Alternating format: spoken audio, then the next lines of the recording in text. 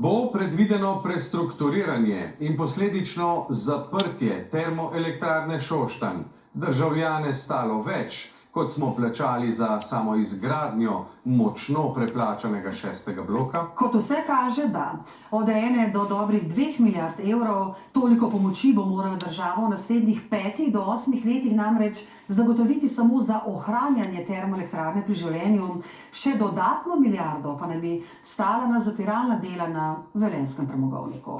Kaj pa pravičen zeleni prehod, socialna varnost zaposlenih?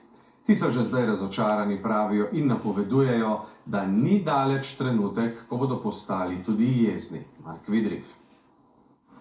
Iz gospodarske družbe v lasti HSE v javno gospodarsko službo za zagotavljanje toplote. Tako se je država lotila reševanja šaleškega spomenika korupciji in takšna bo očitno njena cena. Nekje med 150 do 200 milijonov evrov bi bilo potrebno letne subvencije preko interventnega zakona za normalno poslovanje TEŠ-a. Od dobre milijarde do 2,2 milijard evrov torej, tu pa je še postopno zapiranje velenjskega premogovnika, kjer je vrednost zapiralnih del ocenjena na do 50 milijonov na leto. Zelo groba cena, ki smo dobili, je, da v 2 stroških zapiralnih del premogovnika Velenje cirka milijardo. Skupno torej med 2 in 3 milijarde evrov za prestrukturiranje šaleške energetike. Državni zbor bo moral interventno zakonodajo sprejeti do konca letošnjega leta, a drugače ne gre, so poslance s podporo ministra Kumra danes prepričevali vodilni iz slovenske energetike. Če kdo misli, da je ta problem rešljiv za manj kot za 2 milijarde, pa se zelo skromen,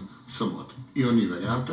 In če želimo, da zaposleni v premogovniku in TEŠ ne izgubijo zaposlitev, potem verjamem, da boste prepoznali, da je interventni zakon del rešitve in ne del problema. Velike besede, tudi minister jih je danes večkrat uporabil, ampak žal tega na papirju do sedaj še nimamo. Tako pa glavni sindikalist velenjskih rudarjev, ki državi sporočajo, nad vašim odnosom smo trenutno razočarani. Ni pa daleč trenutek, ko bomo postali jezni in bomo ukrepali drugače. In ne zgolj zaposleni, proti državni rešitvi za TEŠ danes ostro, tudi velenjski župan. In dokler ni zadoščeno pravičnemu prehodu, kot župan, tudi kot državni svetnik, ne morem potrditi izvzema ali pa soglašati z izvzemom. Zadnjo besedo bodo sicer imeli poslanci, takole je podporo interventni zakonodaji med vrsticami danes denimo že napovedala poslanka Levice. Zdaj smo pač pred izbiro, ali verjamemo HSE, ali in zabijemo še 1 milijardo evrov za ogrevanje 35 tisoč ljudi v naslednjih 5 letih, ali pa naj ljudje zmrzujejo.